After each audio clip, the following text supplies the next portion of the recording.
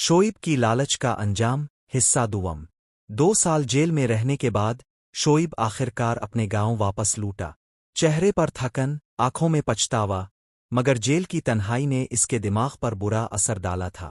وہ اب پہلے جیسا نہیں رہا تھا، کبھی خاموش بیٹھ جاتا، کبھی خود سے باتیں کرتا اور عجیب حرکتیں کرتا جیسے ذہنی طور پر خلل آیا ہو۔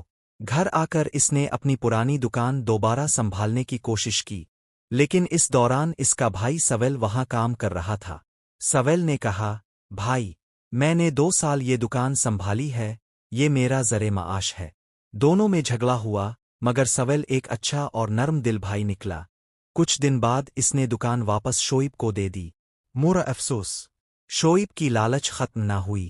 وہ موٹر سائیکلیں ٹھیک کرتا، مگر اکثر اچھی چیزوں کو خراب بتا دیتا اور نئے پارٹس ڈالنے کے بہانے زیادہ پیسے لیتا۔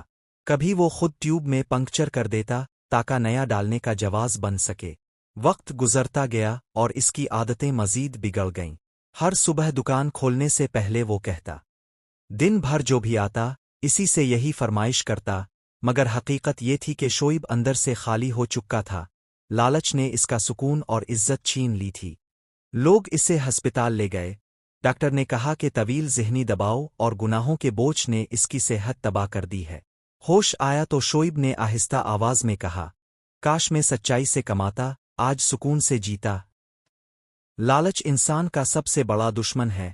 وہ نہ صرف دولت بلکہ عزت، صحت اور سکون بھی چھین لیتا ہے۔